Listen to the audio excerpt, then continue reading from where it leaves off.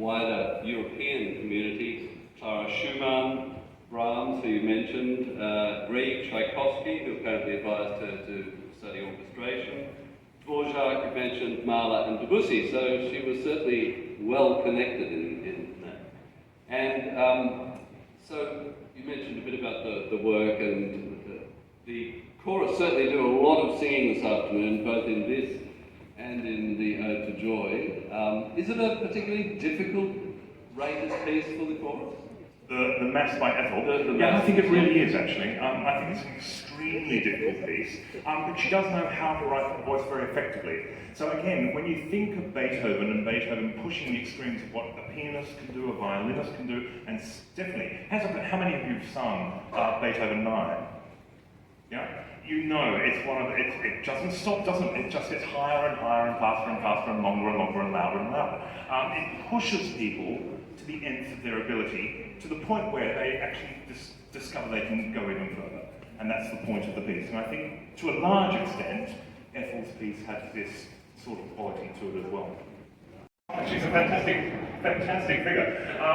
But yes, we know all of this from her huge amount of writings as well.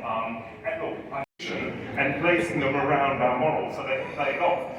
But her great claim to fame, apparently, she looked at Emmeline Pankhurst and her ability to throw a brick through a window, and it wasn't very good. So she claims to have actually instructed Emmeline Pankhurst in her overarm throwing effort. Yeah.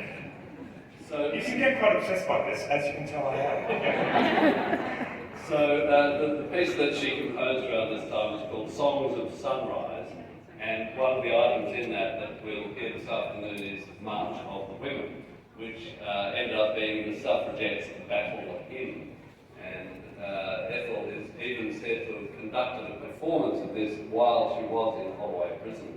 And we know this from Beecham. So Beecham came to visit her, he met the guard and said, "Oh, you must come and look at this. There's a parade of women walking around the exercise yard with Ethel up in a window somewhere with a toothbrush going, March, March, March." And it's terrific. So, you know, if you ever come to a performance for Ethel, you should have a toothbrush in your handbag. It's terribly important.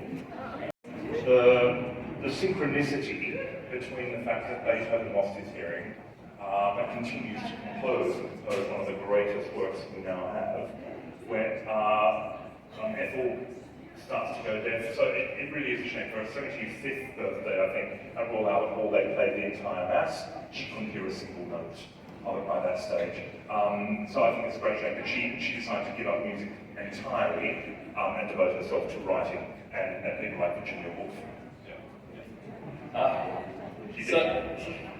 So yes, she was almost completely deaf in her last years, but I think we probably need to move on to Beethoven shortly, but I'll leave the last comment about Ethel to conductor Bruno Volta, who worked with Mahler.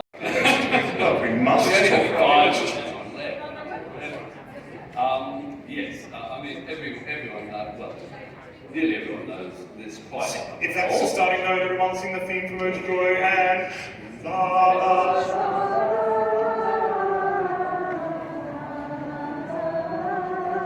Yes, I think that's fine.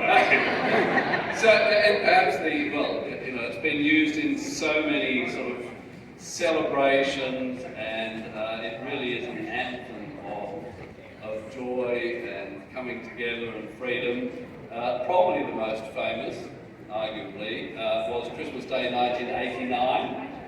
Leonard Bernstein conducted a performance to mark the fall of the Berlin Wall. And just an interesting point that not everyone might know is that there was a change of one word in the anthem, that Freude changed to Freiheit. Which is freedom, of course. So, very, very aptly changed. So we have that anthem, which is about brotherhood. We have the Ethel Smythe, which is, I guess, about sisterhood, really. Yes, and definitely looking at all of these things when he was composing one. And lastly, just a brief mention of our conductor. Well, you told me to watch the clock. Of our conductor this afternoon, who is not you.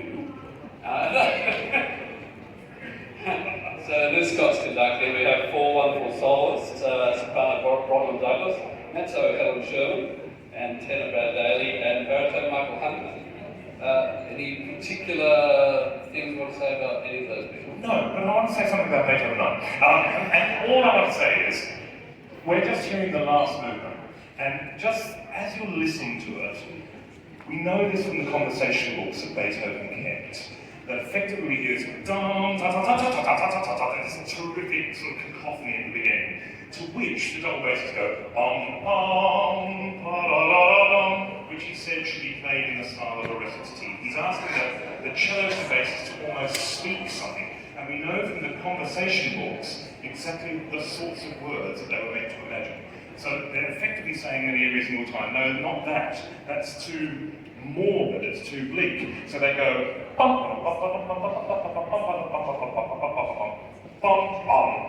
they respond to what they hear in the woodwinds, which of course is the second movement presto, and go, no, that's far too happy and far too sort of dance-like. So then what about something more tender?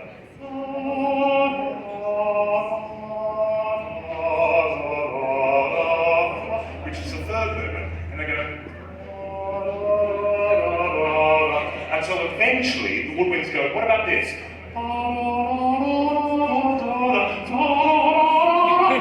And the strings go ba ba boom ba da da boom da da da da da da da da, and victory, and then a bit like that tiny quiet voice you'll hear in the cellos and basses going.